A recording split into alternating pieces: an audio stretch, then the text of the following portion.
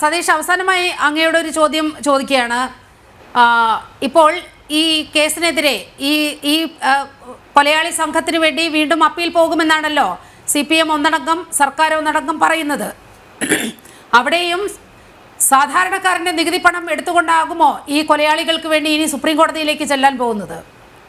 Supreme കോടതി പോകുന്നുമ്പേ വേറെ കോടതികളുണ്ടല്ലോ. ഞാൻ ഒരു കാര്യം പറഞ്ഞു. ഈ കൊലപാതകത്തിന് ന്യായീകരിക്കാനോ അല്ലെങ്കിൽ കൊലയാളികൾക്ക് സപ്പോർട്ട് ചെയ്യാനോ CPM LDF നിൽക്കുന്നത്. പക്ഷേ ഒരു കാര്യം എന്ന് പറയുന്നത്, ഇപ്പം ഷാജഹാൻ സാർ പറഞ്ഞ പോലെ ഇപ്പം കുഞ്ഞിരാമനും അതുപോലെ തന്നെ 23-ാം പ്രതിയൊക്കെ ഇപ്പം രണ്ടാമത് CBI വന്നപ്പോഴാണ് പ്രതികളായത്. നിങ്ങളൊന്ന് മനസ്സിലാക്കണം.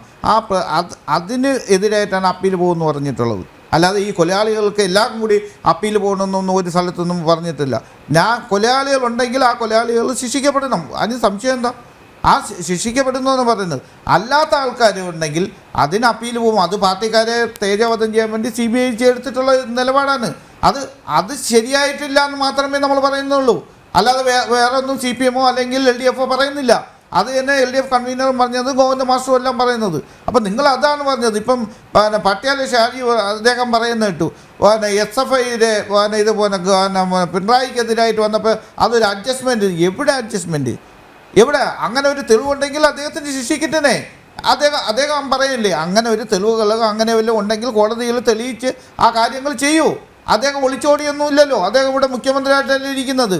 അപ്പം നിങ്ങൾ പിന്നെ പറയുന്നതായിട്ട് നമ്മൾ ADMൻ്റെ ഒരു കേസ് പറയുന്നത്, ADMൻ്റെ എതിരായിട്ട് നമ്മളെ പാർട്ടിക്കാരെ അവർ പറയുന്നത് എന്താണ്?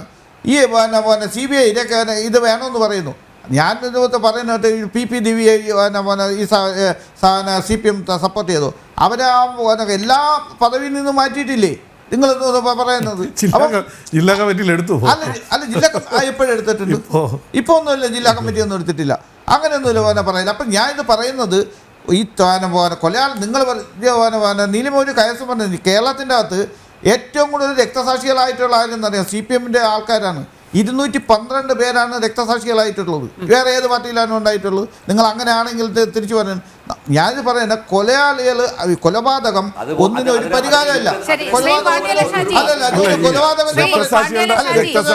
രക്തസാക്ഷികളുടെ എണ്ണം കൂടുന്നത് കേരളത്തിലുള്ള മുഴുവൻ പാർട്ടികളുമായി നിങ്ങൾ സംഘർഷത്തിലാണ്. അതാണ് പറഞ്ഞത് ഏറ്റവും കൂടുതൽ ആക്രമിക്കപ്പെടുന്നത്.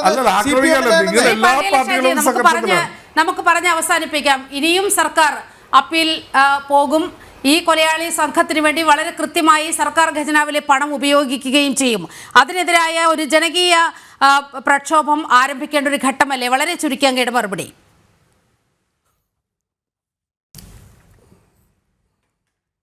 അതായത് TP ചന്ദ്രശേഖരൻ വധക്കേസിന് ശേഷം കേരളത്തിൽ വന്നിരിക്കുന്ന ഒരു പൊതുബോധം ഇത്തരത്തിലുണ്ടായിരിക്കുന്ന ഒരു സംഭവം ഉണ്ടാവാൻ പാടില്ല എന്നുള്ളതാണ്. പക്ഷേ നിരന്തരമായി CPIയും ഈ ലീഡർഷിപ്പും ഇത് ചെയ്തുകൊണ്ടേയിരിക്കുക, ആവർത്തിക്കുകയാണ്.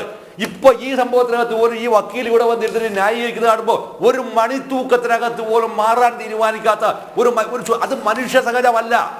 കാരണം മനുഷ്യനാണെങ്കിൽ മാറിയിരിക്കും. മനുഷ്യ ഞാൻ എപ്പോഴും പറയുന്നതാണ്, പൂച്ച നക്കി കുടിക്കും, കോഴി മാന്തുന്നു, പൂച്ച നക്കി തിന്നുന്നു, നായ നക്കി കുടിക്കുന്നു. മനുഷ്യൻ എന്താണെന്നറിയോ?